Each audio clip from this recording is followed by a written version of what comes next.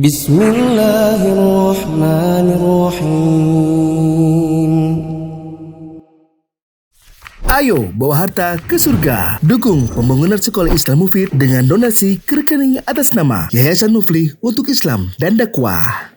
Bismillahirrahmanirrahim. Assalamualaikum warahmatullahi wabarakatuh. Alhamdulillahirabbil alamin wassalatu wassalamu ala asyrafil anbiya'i wal mursalin wa ala alihi wa ashabihi ajma'in. Al-hadits alladhi yarwihi al-'adl tam ad-dabt bi sanadin muttasil wa la yakun syadzan wa la mu'allalan. Indonesianya, hadis sahih itu adalah hadis yang diriwayatkan oleh perawi yang adil, tamat dabt, dengan sanad yang bersambung, tidak terkandung di dalamnya syadz maupun illah. Untuk yang tidak datang di minggu lalu berarti belum punya catatan. Adapun yang sudah datang minggu lalu pasti punya catatan dan tinggal murojaah saja. Masih ada catatannya? Atau sudah hilang? Atau di handphone dan hilang handphonenya, hilang pula catatannya. Apa itu adil? Adil itu adalah ayyakuna musliman balighan aqilan saliman min asbabil fisqi wa khawarimil muru'ah. Seseorang itu dikatakan adil di dalam ilmu hadis apabila dia memiliki 5 hal. Pertama adalah muslim, yang kedua adalah baligh, yang ketiga adalah berakal, yang keempat selamat dari hal-hal yang menyebabkan kefasikan, dan yang kelima adalah selamat dari hal-hal yang menjatuhkan atau menghilangkan wibawa keislaman, seperti melanggar adab-adab syar'i. Apa itu tamut dabt? Kemantapan yang sempurna? Jawabannya ada 2, yaitu apa? Yang sudah minggu lalu ada berapa dabt itu? 2. Apa itu? Dabtus sadr dan dabtul kitab. Apa itu dabtus sadr? Hafalan. Berarti tamut dabt, dabtus sadr berarti mantap atau sempurna hafalannya. Yaitu kapanpun ditanya keluar dari hafalannya, langsung dikeluarkan kapanpun ditanya, kapanpun dibutuhkan apa yang dihafalnya itu. Ada dabtul kitab, yaitu kemantapan catatan atau tulisan, terutama bagi perawi yang mereka mencatat hadis dan menukilkan hadis dari catatan-catatannya dengan sanad yang bersambung. Dan saya kemarin contohkan contoh sanad yang tidak bersambung adalah seseorang berkata, saya mendengar dari fulan, padahal fulan itu meninggal lebih dahulu daripada dirinya hidup. Artinya tidak bertemu langsung, tidak satu zaman, atau satu zaman tapi tidak pernah berguru padanya. Kemudian tidak ada syadz. Apa kemarin syadz?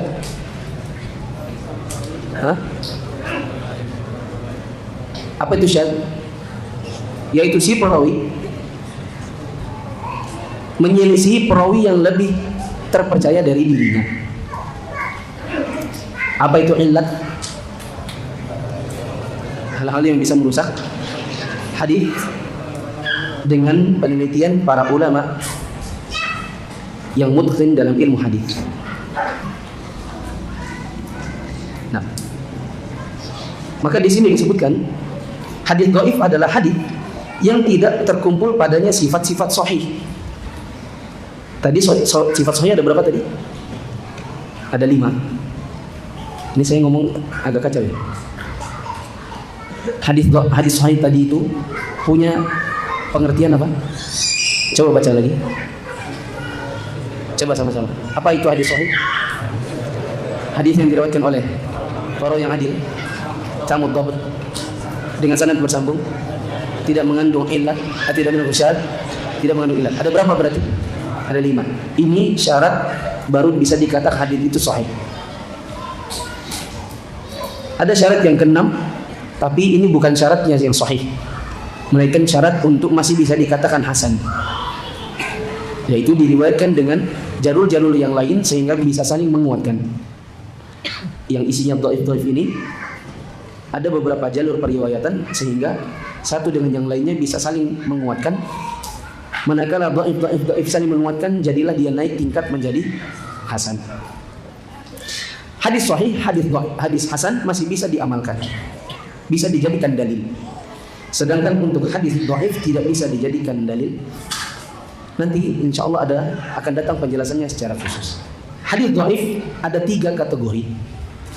Sudah disebutkan di minggu yang lalu. Penulis berkata, hadis dhaif itu banyak macamnya, tapi bisa dikelompokkan menjadi 3 kelompok. Pertama, ada yang namanya hadis maudhu' atau palsu. Ini adalah hadis dhaif yang paling jelek. Dan bisa dikatakan hadis ini hadis palsu manakala di dalamnya ada seorang perawi pendusta atau pemalsu hadis. Minggu lalu saya sudah sebutkan julukannya apa? Apa? Kadzdzab. Zalnya harus tasdid. Harus 2. Kadzdzab. Kalau cuman kadzab itu cuman bohong. Cuma pernah bohong. Kadzdzab tukang bohong. Kapan seseorang itu di dalam ilmu hadis dikatakan tukang bohong? Manakala dia pernah ketahuan menyampaikan sebuah hadis atas nama Nabi padahal tidak pernah datang dari Nabi, dan dia lakukan itu secara sengaja meskipun cuma 1 kali, maka dia langsung dijuluki pendusta. Manakala ada seorang perawi hadis yang dinyatakan dia pernah berdusta atas nama Nabi meskipun cuma 1 kali, tapi dia lakukan itu secara sengaja, maka hadis ini disebut dengan hadis palsu. Jenis yang kedua adalah hadis yang lebih ringan dari hadis palsu. Namanya hadis dhaif jiddan, yaitu lemah sekali atau sangat lemah. Hadis dikatakan hadis dhaif yang sangat dhaif atau sangat lemah manakala di dalam sanadnya ada orang yang dituduh berdusta. Siapa yang bisa sebutkan apa bedanya kadzdzab, pendusta, dengan dituduh berdusta? Kadzdzab adalah dia meriwayatkan hadis yang tidak pernah diriwayatkan oleh Nabi dan dia sengaja meriwayatkan. Kemudian yang dituduh berdusta adalah dia adalah seorang yang sering berbohong atau berdusta, tapi tidak pernah berdusta atas nama Nabi. Dikatakan pendusta adalah orang yang pernah berdusta atas nama Nabi, meriwayatkan hadis yang tidak pernah datang dari Nabi meskipun cuma 1 kali, tapi dia lakukan sengaja. Sedangkan orang yang dituduh berdusta, muttahamun bil kadzib, itu adalah orang yang memang dikenal suka dusta dan banyak dusta, tapi bukan dalam hadis, dan belum pernah diketahui bahwa dia pernah meriwayatkan hadis yang tidak datang dari Nabi. Bila ada orang seperti ini, maka hadisnya menjadi hadis dhaif sekali, dhaif jiddan. Hadis yang ketiga adalah hadis yang lemahnya tidak terlalu parah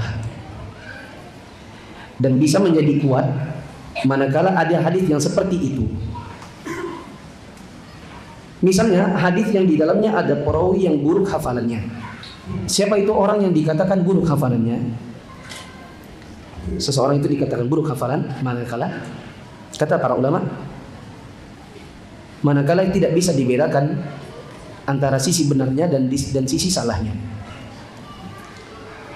Allah yatarajjah janibu sawabihi ala janibi khata'ihi, yaitu manakala ada perawi yang dia itu benar atau salah tidak bisa dipastikan. Dia itu sedang mengatakan yang benar ataukah hafalannya keliru, susah untuk dibedakan. Ini namanya perawi yang buruk hafalannya.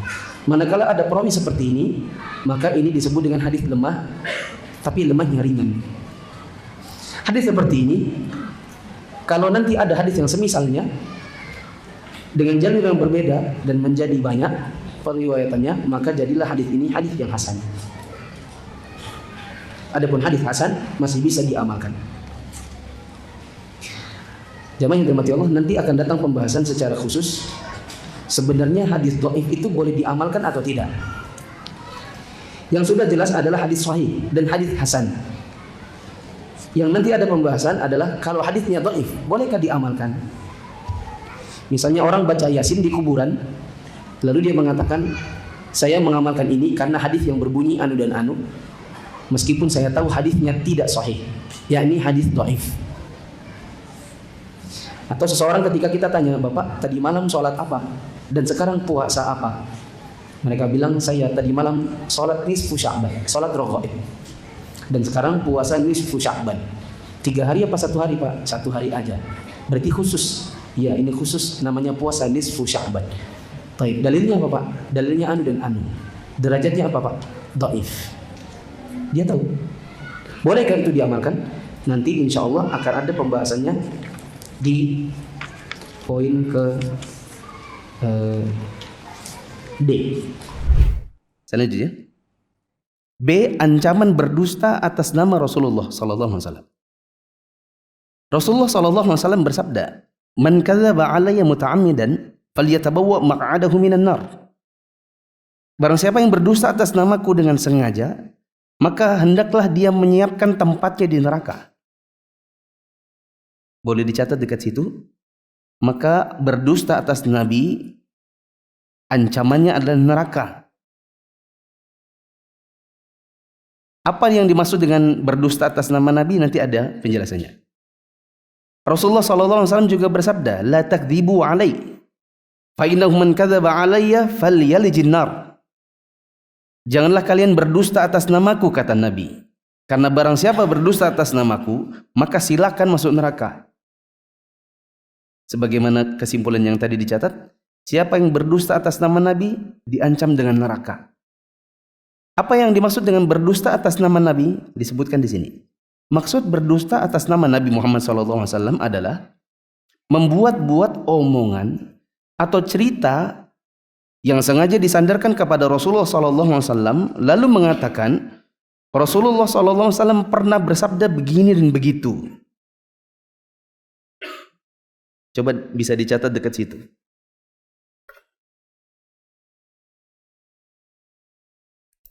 Ini banyak dikerjakan oleh dai-dai yang suka cerita isi mimpinya.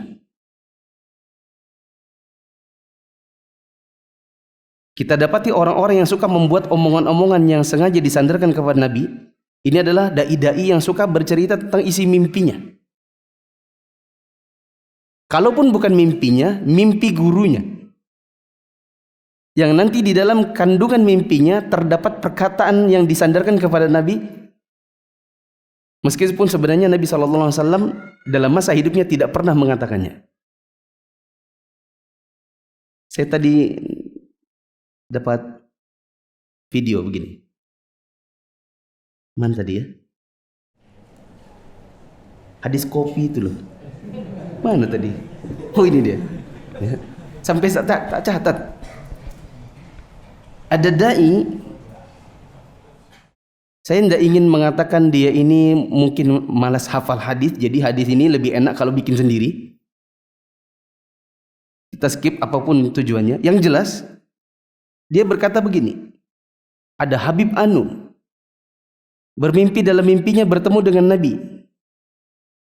Lalu ditanyakan, coba engkau sebutkan ya Rasulullah, sesuatu yang dulu engkau tidak pernah sebutkan semasa hidupmu.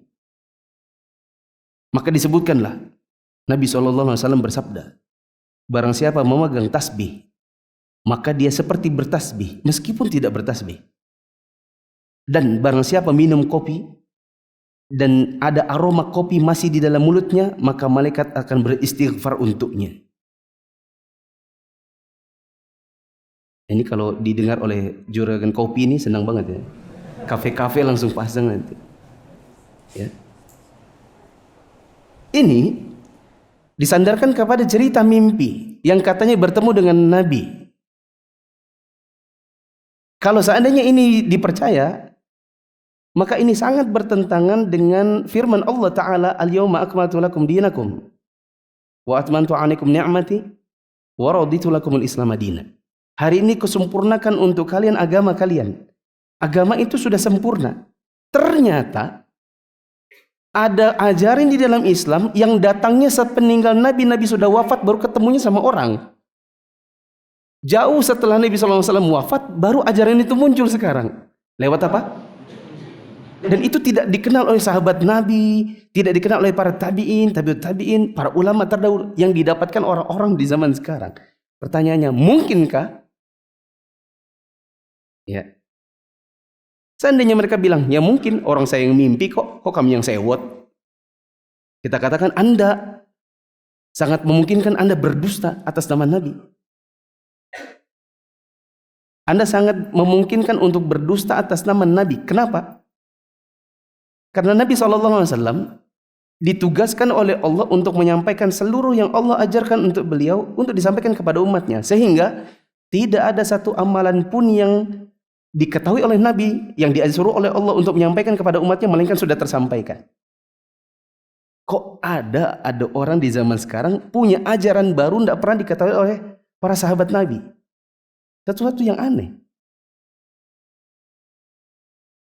Tapi ya itulah yang terjadi, bahwa ada sebagian orang di zaman sekarang menyampaikan sesuatu, dia sandarkan kepada Nabi SAW dan dia berdusta atas nama Nabi.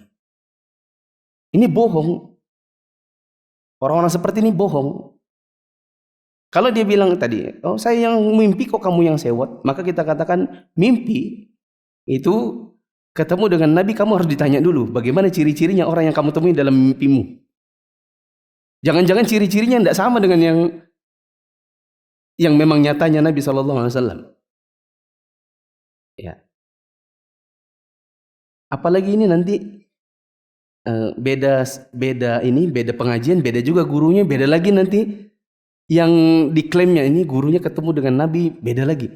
Kata Nabi SAW dalam mimpinya guru saya, itu barang siapa yang membaca surat Yusuf 30 kali, maka hari itu nggak akan mati. Coba suruh duduk di jalan tol, ya kan?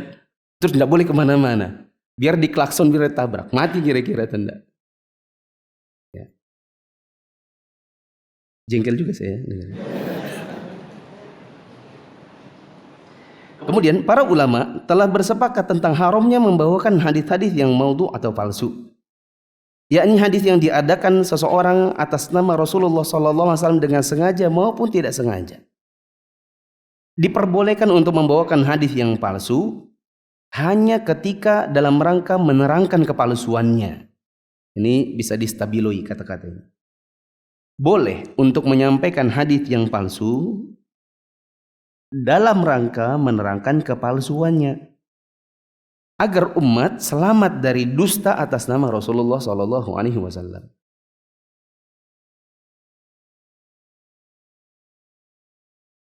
Begini teman-teman, kembali ke kopi tadi itu. Ya. Kalau seandainya Anda suka kopi, minum-minum aja. Tapi kalau menyandarkan ajaran agama, maka Anda harus punya landasan yang sahih. Kalau tadi Anda katakan sahih dari mimpinya guru saya, maka kita katakan mimpinya guru Anda itu sangat kemungkinan besar ngeramputnya. Karena bertentangan dengan tugas Nabi SAW sebagai seorang Rasul, yang seharusnya menyampaikan apapun yang sudah Allah suruh untuk Nabi ini menyampaikan kepada umatnya. Kok ada yang ketinggalan itu loh. Dan baru ketahuannya tunggu nabinya wafat 1400 tahun yang lalu. Ketahuannya baru sekarang gara-gara ada orang mimpi. Kemana aja ulama-ulama di zaman dahulu yang memang suka kopi? Kasihan betul mereka. 1400 tahun umat yang hidup di zaman itu suka kopi, hari-hari ngopi, nggak ada yang tahu fadilah. Ternyata bila masih ada aroma kopi di mulut, ternyata dimintakan ampun oleh malaikat. Kasihan banget ini semua orang ini, nggak ada yang tahu. Baru ketahuinya baru Anda. Ya. Nanti kalau kita tanya, ya tapi guru saya bilang gitu. Oh, kita tanya, siapa lebih utama, guru Anda atau para sahabat Nabi?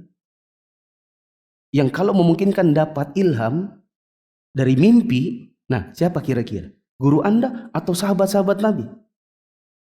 Yang bahkan sahabat Nabi itu lihat persis mukanya bagaimana, bersentuhan dengan kulitnya, pernah menciumnya, pernah memeluk, sebagian dari mereka pernah memeluk Nabi.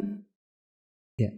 Bersama Nabi tatap muka, berjalan bersamanya, ada yang dibonceng olehnya, ada yang pahanya ketemu pahanya. Ada yang pahanya Nabi menindih pahanya dia, sehingga ketika turun ayat pahanya itu terasa berat. Karena ada yang memberatkan Nabi, yaitu turunnya ayat atau turunnya wahyu. Siapa kira-kira yang lebih pantas untuk kita percaya? Kalau dia bilang guru saya, berhenti sudah. Berarti Anda ngomong sama orang yang lagi bela Israel, kayak gitu. Kalau Anda zaman sekarang lagi ngomong sama orang dia bela Israel, berarti tinggalkan aja. Berarti orang itu ada sesuatu di kepalanya. Kalau dia bilang lebih pantas guru saya, maka selesai, nggak usah tinggalkan aja. Tapi kalau dia bilang sahabat Nabi lebih pantas, maka kita katakan kok sahabat Nabi itu nggak ada yang pernah mimpi ketemu Nabi lalu membawakan ajaran baru yang baru ada setelah Nabi wafat. Kalau Anda itu belum pernah ketemu Nabi langsung, mungkin Anda masih ngira-ngira ini Nabi atau wawe gombel. Di dalam mimpi Anda mungkin Anda, oh ini kayaknya Nabi. Bisa jadi itu bukan Nabi. Bisa jadi itu setan, bukan menyerupakan diri dengan Nabi, karena setan tidak bisa menyerupakan diri dengan Nabi. Setan menyerupakan diri dengan orang lain, lalu Anda mengira orang lain itu Nabi. Beda ya teman-teman. Ini saya ketika pertama kali dengar penjelasan ini dari guru-guru kami dulu, ada yang menarik ya. Setan itu tidak bisa menyerupakan diri dengan Nabi, betul. Maka siapa yang ketemu dengan Nabi di dalam mimpinya, maka itu jelas ketemu dengan Nabi. Betul. Tapi masalahnya setan bisa menyerupakan diri dengan orang lain. Yang Anda tidak pernah tahu apakah orang lain itu betul-betul Nabi, ataukah setan menyerupakan diri dengan orang lain lalu Anda kira Nabi dalam mimpi Anda. Jadi paham ya? Ini yang tidak mungkin didustakan adalah sahabat Nabi. Seandainya sahabat Nabi itu ada yang mengaku-ngaku, kita pasti percaya. Saya ketemu dengan Nabi, Nabi bilang begini, kita pasti percaya karena sahabat Nabi itu lihat langsung. Badui sekalipun pernah ketemu Nabi. Lihat bagaimana perawakannya Nabi. Tapi nggak ada kita dapati di antara sahabat Nabi sepeninggal Nabi setelah sebulan, 2 tahun, 5 tahun, terus ada yang bilang, saya waktu itu ketemu Nabi, Nabi bilang menimbulkan ajaran baru. Nggak ada. Entah yang mana yang lebih wali, sahabat Nabi atau Habib di zaman sekarang. Lanjut. Ancaman bagi orang yang membawakan hadis-hadis dhaif atau lemah. Imam Abu Syamma Asy-Syafi'i rahimahullah mengatakan, ini bukan Imam Syafi'i ya, mazhabnya Syafi'i. Perbuatan ulama yang membawakan hadis-hadis yang dhaif adalah satu kesalahan yang nyata. Menurut para pakar hadis, menurut ulama usul dan pakar fikih, bahkan mereka wajib menerangkannya jika dia mampu bahwa hadis ini dhaif. Jika ulama itu tidak mampu menerangkannya, maka kalau tetap dibawakannya dan tidak diterangkan ini hadis yang dhaif, maka dia termasuk orang-orang yang diancam oleh Rasulullah SAW dalam sabda beliau, Man haddatha anni bihadithin yura annahu kadhibun fahuwa ahadul kadhibain. Barang siapa menyampaikan hadis dariku, dia tahu bahwa hadis ini hadis dusta, maka dia termasuk salah satu dari 2 pendusta. Beliau rahimahullah berpendapat bahwa seseorang tidak boleh membawakan satu hadis dhaif pun, melainkan dia wajib untuk menerangkan kelemahannya. Jadi kalau misalnya ada ustadz, da'i, ceramah lalu membawakan hadis dhaif, tapi dia tidak menerangkan bahwa ini hadis yang dhaif, maka orang ini diancam oleh Nabi SAW atau masuk dalam ancaman Nabi SAW, dia ini termasuk pendusta. Dan orang yang berdusta atas nama Nabi, tadi apa katanya? Siapkan tempatnya di neraka. Imam Ibnu Hibban rahimahullah mengatakan, di dalam kabar ini atau di dalam hadis di atas terdapat dalil yang menunjukkan bahwa seseorang yang menyampaikan hadis atau meriwayatkannya yang tidak sah dari Nabi SAW, yaitu menyampaikan atau meriwayatkan hadis yang lemah atau yang diada-adakan oleh manusia, sedangkan dia tahu sebenarnya itu adalah dusta, berarti dia termasuk pendusta. Hal ini lebih keras lagi apabila yang menyampaikannya adalah ulama atau juga para ustadz dan para kiai. di mana mereka yakin bahwa itu sebenarnya dusta tapi masih juga disampaikan. Hadis ini juga terkena kepada orang-orang yang sebenarnya masih ragu tentang kesohihan atau kelemahan yang disampaikannya lalu tetap disampaikan. Berarti teman-teman di sini ada dua tingkatan. Tingkatan pertama, satu, tahu itu dhaif atau dusta.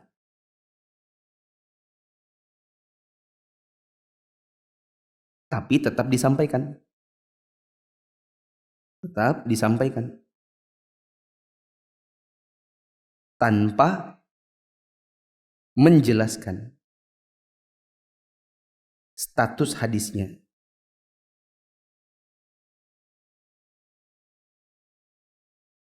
Yang pertama, tahu itu dhaif, tahu itu dusta, tapi tetap disampaikan. Kalau disampaikan untuk menerangkan kedhaifannya nggak apa-apa, malah bagus. Ini masalahnya tanpa menjelaskan status hadisnya, bahwa hadis itu dhaif. Maka ini berarti berdusta atas nama Nabi. Dua, tingkatan yang kedua adalah ragu-ragu, tapi tetap menyampaikan. Ragu-ragu tapi tetap menyampaikan.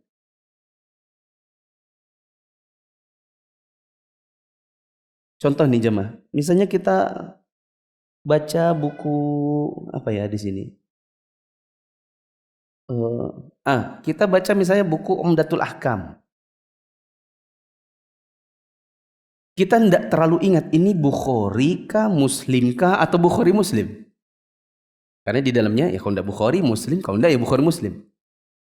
Tapi kita karena yakin sekali bahwa itu hadisnya hadis yang pasti sahih, karena ada di Umdatul Ahkam. Ya udah kita tinggal ngomong Rasulullah SAW bersabda tanpa kita menyebutkan itu Bukhari kah, Muslim kah, atau Bukhari Muslim kah, daripada salah-salah. Karena kita tidak betul-betul ingat ini Bukhari kah, Muslim kah, apa Bukhari Muslim. Daripada kita bilang Bukhari Muslim ternyata hanya di Muslim. Daripada kita bilang ini hadis Bukhari Muslim ternyata hanya Bukhari. Daripada salah-salah, udah kita ngomong ini hadisnya sahih. Kalau ditanya dari mana, ada di Umdatul Ahkam. Cuman saya tidak ingat apakah Bukhari Muslim atau Bukhari Muslim. Tapi kita yakin bahwa itu sahih. Soalnya Umdatul Ahkam. Tapi kalau hadisnya itu misalnya kita dapatnya di buku pendidikan agama waktu kelas 4 SD. Ya kan? Yang warnanya hijau. Terbitannya apakah itu? Wah, Ganesha. Bukan. Kalau zaman saya itu Tulungagung kah? Tulungagung itu pecel ya. Tiga Serah apakah itu? Kita nggak begitu yakin itu sahih nggak ya, sahih nggak ya. Tapi kita ingat dari kecil. Tapi kita nggak berani bilang itu sahih kah, ini perkataan Nabi. Kita ragu-ragu. Soalnya memang bukan buku hadis. Soalnya penerbitnya bukan penerbit yang sangat memperhatikan kesahihan dalilnya. Pokoknya ditulis saja, kita tidak ingat juga saya penulisnya. Kalau kita ragu-ragu, mending jangan disampaikan. Karena kalau kita ragu-ragu tapi tetap menyampaikan lalu mengatakan itu dari Nabi, maka kita termasuk pendusta. Jangankan di buku pendidikan agama tahun-tahun berapa, dari Riyadhus Shalihin. Riyadhus Shalihinnya ada sebagian yang riwayatnya dhaif. Kita tidak betul-betul ingat ini dhaif gak ya? Menurut para muhakkik ini dhaif atau tidak? Kita tidak ingat. Mendingan tidak disampaikan. Kalau memang betul-betul ragu. Ya. Selanjutnya, Rasulullah SAW bersabda, "Kafa bil mar'i kadziban an yuhadditsa bi kulli ma sami'a." Cukuplah seseorang dikatakan berdusta apabila dia menyampaikan setiap apa yang dia dengar. Saya ulang, cukuplah seseorang dikatakan sebagai pendusta apabila dia menyampaikan setiap apapun yang dia dengar. Ini bisa juga jemaah, bisa juga ditanzil, diterapkan hadis ini kepada kita di zaman sekarang yang apapun yang ada di grup WA keluarga semuanya di forward. Ada lagi tulisan, Rasulullah bersabda, barang siapa membaca Quran di malam Rajab, maka dia akan mendapatkan gini gini gini. Teruskan kepada 10 orang, kamu akan mendapatkan begini begini begini. Teruskan akhirnya di forward lagi ke 10 orang. Ya. Nah ini kita ini bisa dikatakan seorang pendusta. Kalau kita mau riwayatkan hadis nggak diterima hadisnya. Karena apapun yang didengar mesti disampaikan. Apapun yang pesan yang diterima tidak dibaca betul-betul, tidak diteliti betul-betul, langsung di forward. Imam Ibnu Hibban rahimahullah berkata, di dalam hadis ini ada ancaman bagi seseorang yang menyampaikan setiap apa yang dia dengar sampai dia tahu dengan seyakin-yakinnya hadis itu adalah riwayat yang sahih. Jadi kalau dia tidak yakin, maka jangan disampaikan, apalagi dengan seolah-olah yakin betul bahwa itu adalah dari Nabi SAW. Selanjutnya, pendapat para ulama tentang hadis dhaif. Syekh Muhammad Jamaluddin Al-Qasimi rahimahullah mengatakan, hadis-hadis yang dhaif tidak bisa dipakai secara mutlak untuk ahkam atau hukum-hukum, bahkan untuk fadhail amal sekalipun, atau untuk keutamaan amal. Ini disebutkan oleh Ibnu Sayyidin Nas dalam kitabnya Uyunul Athar dari Yahya bin Ma'in. Disebutkan juga dalam kitab Fathul Mughith, dan ulama yang berpendapat demikian adalah Abu Bakar Ibnul Arabi, Imam Al-Bukhari, Imam Muslim, dan Imam Ibnu Hazm. Syekh Muhammad bin Nasiruddin Al-Albani rahimahullah juga mengatakan, pendapat Imam Bukhari inilah yang benar dan saya tidak meragukan lagi kebenarannya. Kesimpulan, boleh dicatat dekat situ. Berdasarkan paragraf ini,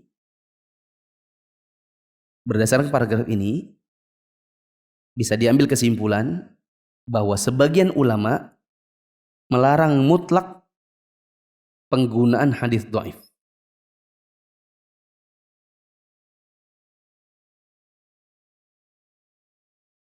Sebagian ulama berpendapat dilarang mutlak, atau mereka melarang mutlak penggunaan hadis dhaif,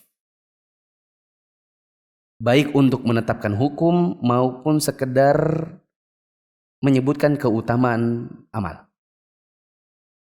Baik untuk menetapkan hukum maupun sekedar menyebutkan keutamaan amal.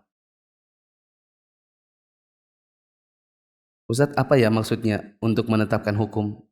Apa juga maksudnya untuk menyebutkan keutamaan amal? Nah, ini saya jelaskan. Sudah selesai menulis? Kalau sudah, bisa perhatikan dulu. Contoh. Anggap saja, kita contohkan, anggap saja ada hadits bunyinya begini. Anggap saja. Barang siapa yang melakukan sholat pada malam nisfu Sya'ban, maka dia akan mendapatkan 7.000 bidadari di surga. Misalnya begitu ya. Ketika diteliti hadis ini, ternyata hadisnya dhaif. Oke? Misalnya hadisnya itu ternyata dhaif. Tapi kalau dilihat isinya, barang siapa sholat di malam nisfu Sya'ban, maka akan dapat anu. Berarti hadis ini mengajak kita untuk sholat. Ketika mengajak orang untuk sholat, berarti itu sama dengan menetapkan hukum dan membuat suatu amalan. Apa itu? Sholat malam nisfu Sya'ban. Bisa dipahami?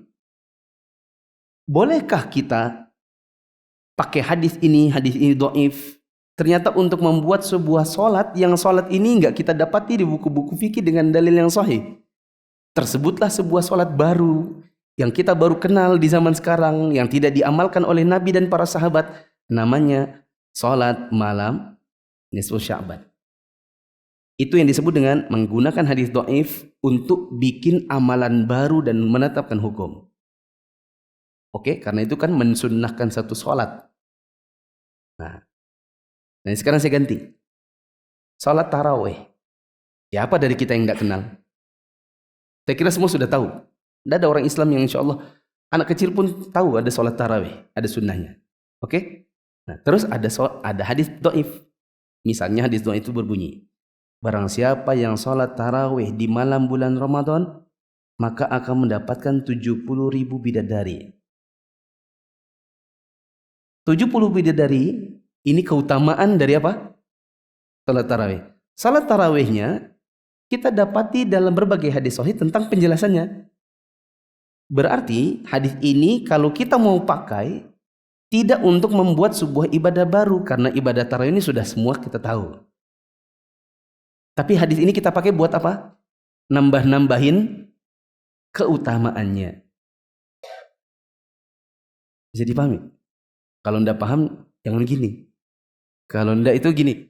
Gini. Tambahin lagi ya. Tambah contoh. Anggap saja. Ada hadis dhaif. Bunyinya begini. Barang siapa memakan daging kanguru, misalnya. Ya. Ada hadis dhaif, barang siapa memakan daging kanguru, maka malaikat akan beristighfar untuknya. Alih-alih kopi tadi. Kita pakai aja yang kopi tadi dia. Oke. Barang siapa yang minum kopi dan di dalam rongga mulutnya masih ada aroma kopi, maka selama aroma kopi itu belum hilang, maka malaikat akan memintakan ampun untuknya. Berarti minum kopi jadinya sunnah, ya enggak? Nah, ini untuk menetapkan hukum nih. Bahkan membuat amalan baru. Apa itu namanya? Minum kopi. Dan enggak ada Nabi SAW pernah minum kopi. Ya. Berarti kalau ada orang bikin begini, berarti itu menetapkan sebuah hukum baru dan amalan baru. Apa itu? Sunnahnya minum kopi. Karena dimintakan ampun oleh malaikat. Nah, berarti ini penggunaan hadis dhaif untuk membuat hukum baru dan amalan baru, yaitu sunnahnya minum kopi. Tapi ini kan contoh tadi ya. Nah, kita kasih contoh yang lain. Salat tarawih tadi itu aja. Atau air zam-zam. Kita ganti, nggak usah kopi tapi zam-zam. Barang siapa minum air zam-zam, maka malaikat akan mintakan ampun untuknya. Minum air zam-zam sudah dikenal dari zaman Nabi. Bahkan Nabi mengatakan, ma'u zam-zam lima syuribalahu. Air zam-zam itu dampaknya, efeknya, keutamaannya sebagaimana keinginan orang yang meminumnya. Muncul hadis dhaif. Ternyata hadis dhaif ini nambahin keutamaan minum zam-zam. Ternyata keutamaan minum zam-zam ini ditambahi, maka malaikat akan mintakan ampun untuknya. Maka ini bukan untuk membuat amalan baru, melainkan untuk menambah keutamaan si zam-zam tadi. Bisa dipahami? Nah, gini. Di paragraf yang tadi kita baca, di poin D ini maksudnya adalah mau yang menetapkan hukum kah, yang mau bikin amalan baru kah, yang mau nambahin fadilah atau keutamaan amal kah, semuanya ndak boleh. Kalau dhaif nggak boleh dipakai sama sekali. Menurut sebagian ulama.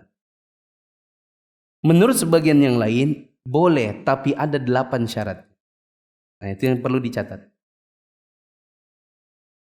Menurut sebagian ulama yang lain, boleh-boleh saja menggunakan hadis dhaif,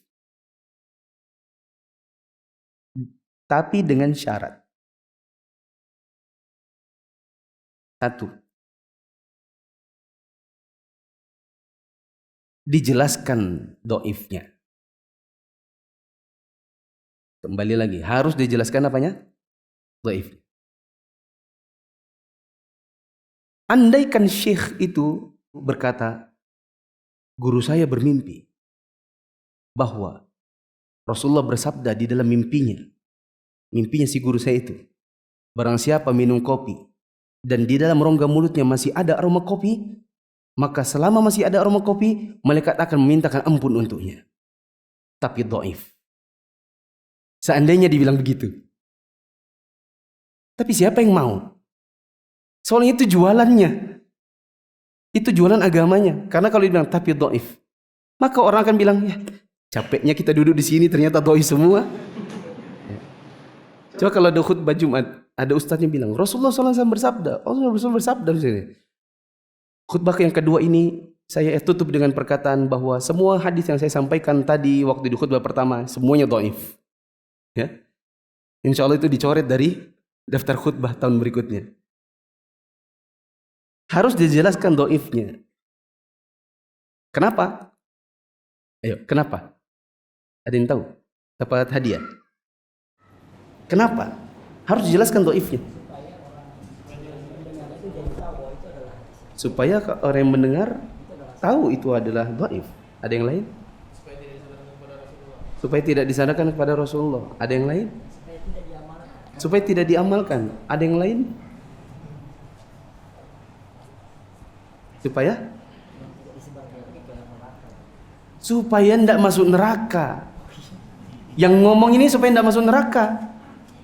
Karena Rasulullah tadi bilang, siapa yang berdusta atas namaku, siapkan tempatnya di neraka. Anda wajib untuk jelaskan dhaifnya, kalau tidak Anda diancam masuk neraka.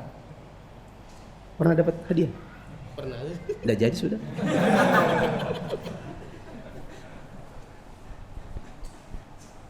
Soalnya terbatas ya hadiah. Karena kalau Anda tidak jelaskan dhaifnya, Anda diancam Rasulullah masuk neraka.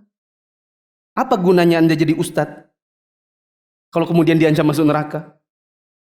Bodoh-bodoh aja, mendingan kita jadi orang, jadi pedagang, dapat duit, tidak masuk neraka, bisa sumbang sana sumbang sini. Daripada ternyata jadi ustadz, lalu dalil-dalilnya dhaif, terus nggak ngomong. Anda sedang menempatkan tempat Anda di neraka, Anda siapin di situ. Ya. Syarat yang kedua, bukan dhaif sekali. Bukan dhaif sekali. Atau syadidud dha'af. Ya. Apa itu Ustaz? Nah, balik lagi ke yang tadi yang A. Yang A tadi ada berapa tingkatannya hadis dhaif? Ada 3. Yang pertama yang maudhu, yang kedua yang dhaifnya dhaif banget. Dhaif yang ketiga, ini yang tidak terlalu dhaif. Berarti Anda bisa pakai yang golongan 3. Kalau mau dipakai hadisnya dhaif, tapi yang maudhu atau yang apa tadi? Yang dhaif banget, maka tidak bisa. Syarat yang ketiga, bukan untuk membuat hukum baru. Bukan untuk membuat hukum baru atau amal baru. Kalau yang model tadi, barang siapa yang minum kopi dan anu-anu lalu itu akhirnya membuat amal baru dan hukum baru. Karena muncullah sekarang jadi sunnah minum kopi. Ya. Kayak apa itu? Muncul amalan baru minum kopi. Sehingga mungkin nanti orang bilang, barang siapa membuat kafe kopi, maka dia memfasilitasi orang untuk beramal. Dan ini salah satu tempat ibadah baru. Namanya apa? Kafe kopi. Lalu Starbucks jadi apa? Ini ada tempat ibadah tapi diboikot. Kayak apa tuh ceritanya? Atau orang Yahudi bikin ibadah? Ya. Ada orang Yahudi bikin ibadah, tempat umat Islam beribadah di situ. Lanjut, yang ke berapa? Yang keempat. Bukan untuk akidah.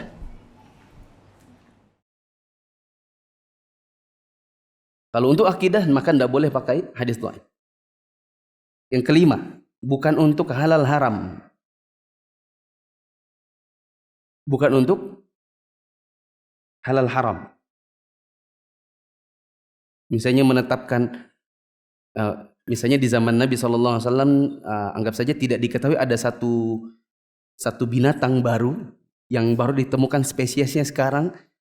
Kemudian kita tidak tahu ini hukumnya apa. Ya. Lalu ada hadis dhaif yang menyebutkan tentang itu, maka bisa dipakai untuk halal haram. Ya, harus dengan betul-betul hadis yang sahih. Yang ke-6 ya. Sekedar untuk keutamaan amal atau fadilah amal.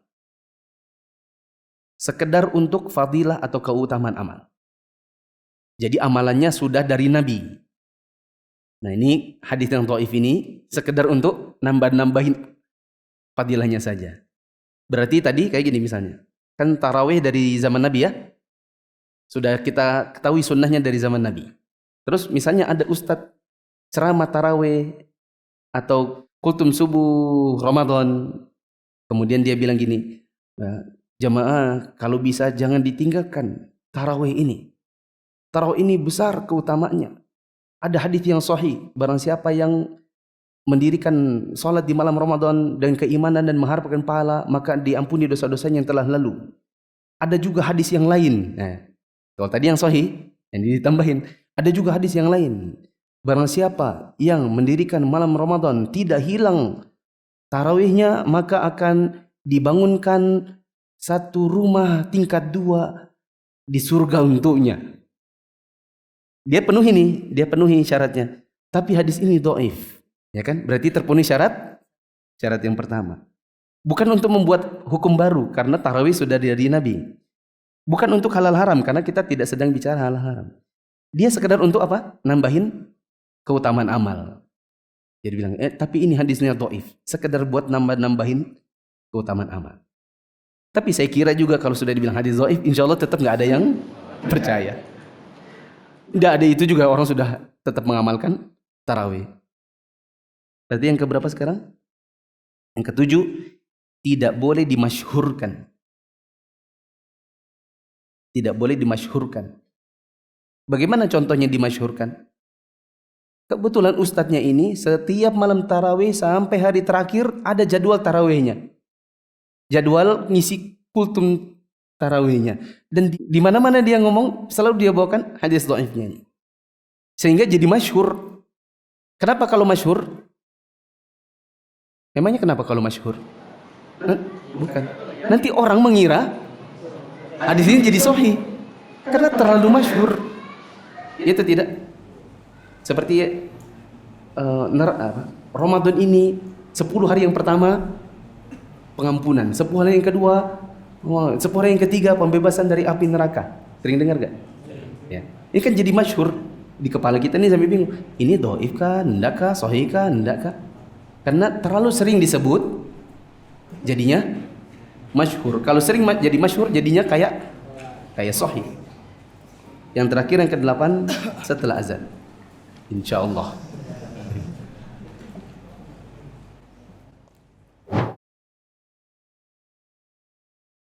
Allahu Akbar, Allahu Akbar,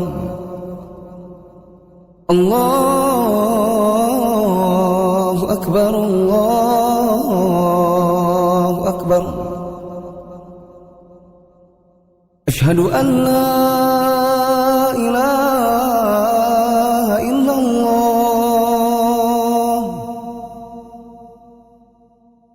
Asyhadu an la ilaha illallah.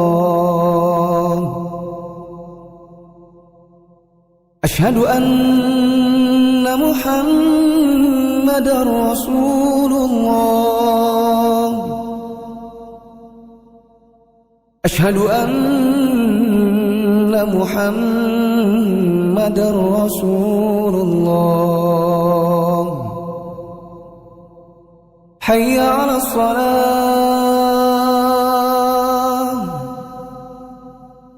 Hayya 'alas salah. Hayya 'alal falah. Hayya 'alal falah. Allahu Akbar, Allahu Akbar. La ilaha illallah.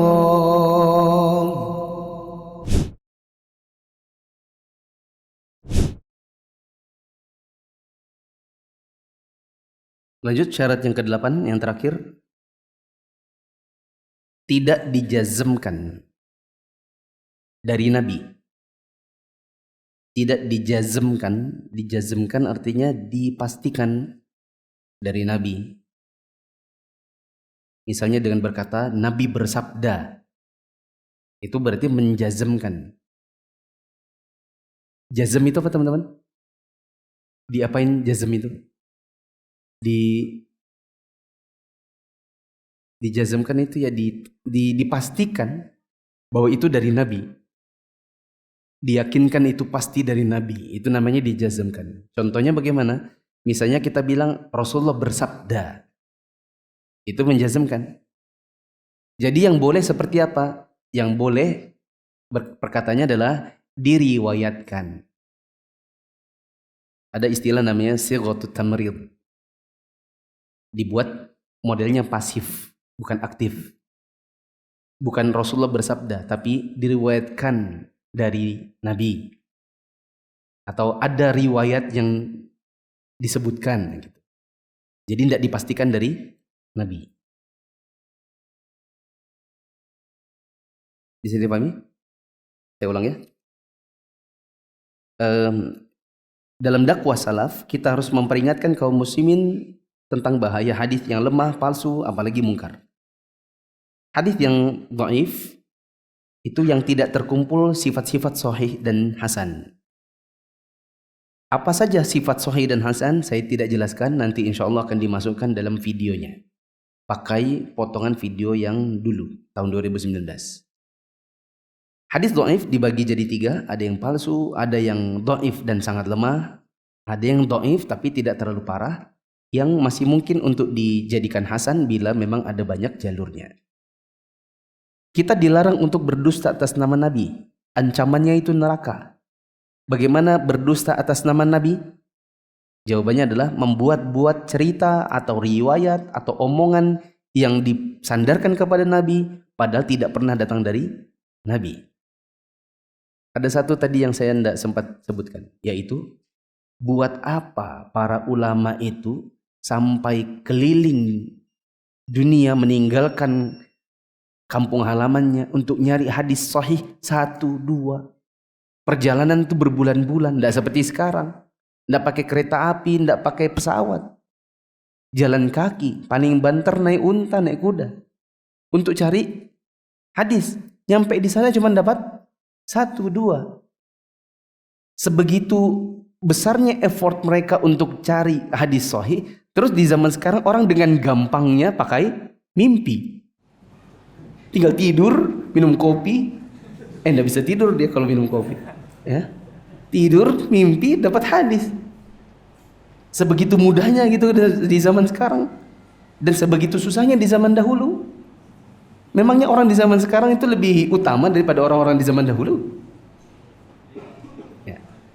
Apa ancamannya orang yang membawakan hadis yang lemah atau palsu? Jawabannya dia dianggap sebagai pendusta dan dia disuruh siapkan tempatnya di neraka.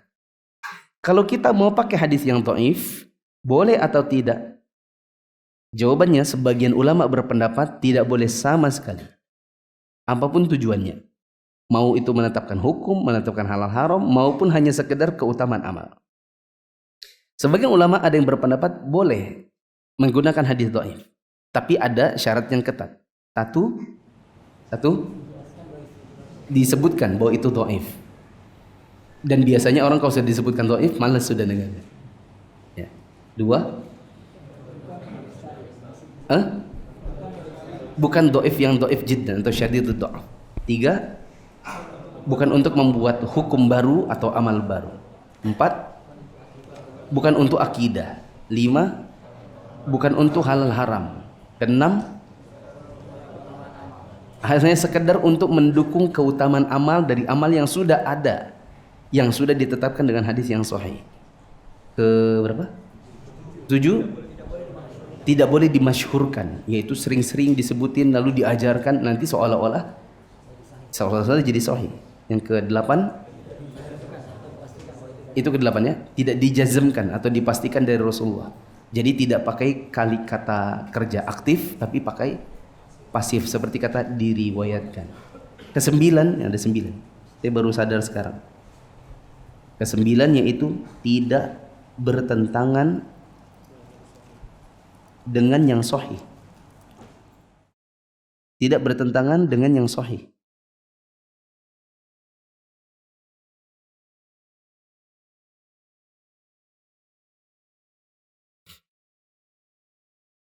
Baik, sampai di sini dulu.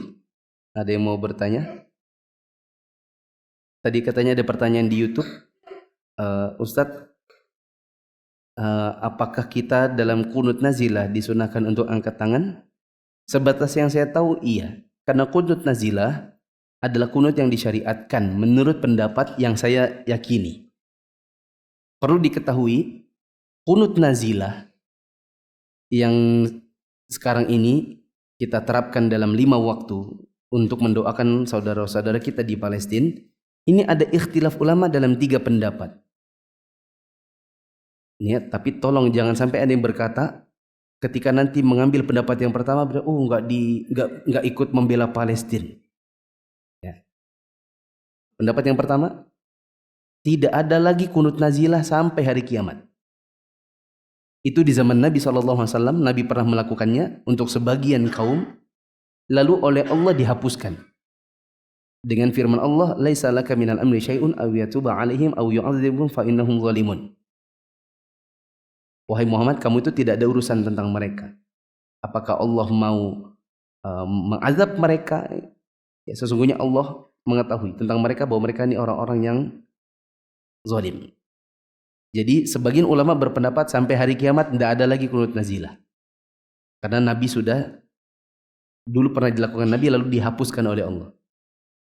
Pendapat yang kedua mengatakan kunut nazilah ada sampai hari kiamat.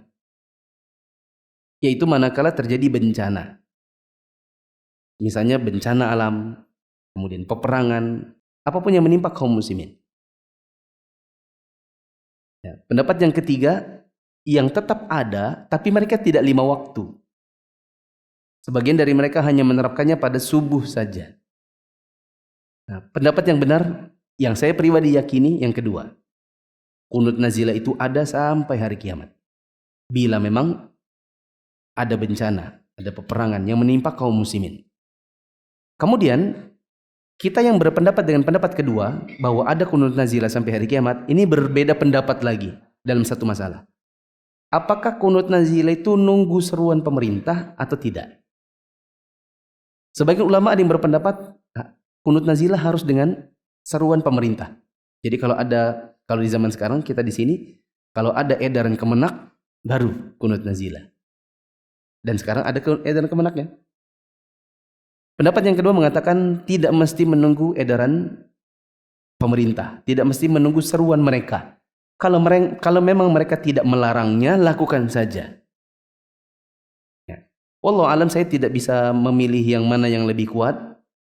Ya, karena sebagian masyayikh ada yang berpendapat begini, sebagian lagi ada yang berpendapat begitu. Ya, semoga dua-duanya ya benar. Hanya saja ya kita di sini kenyataannya baru kunut nazilah ketika ada edaran Kemenak kemarin. Kemudian dalam pelaksanaan kunut nazilah angkat tangan dan mengaminkan. Dan aminnya ini bukan menang itu. Bukan mingkem, bukan Allahumma a'izzal Islam wal muslimin, Allahumma sur ikhwanana fi Filistin. Kita diam. Yang benar amin gitu. Amin. Suaranya keras atau tidak, Ustaz? Iya, suaranya bukan keras, suaranya terdengar. Kalau bilang keras nanti amin. Itu kalau keras.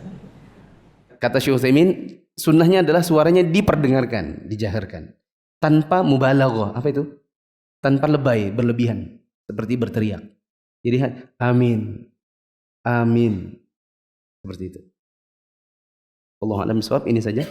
Subhanakallahumma wa bihamdika asyhadu an la ilaha illa anta astaghfiruka wa atubu ilaik. Wassalamualaikum warahmatullahi wabarakatuh.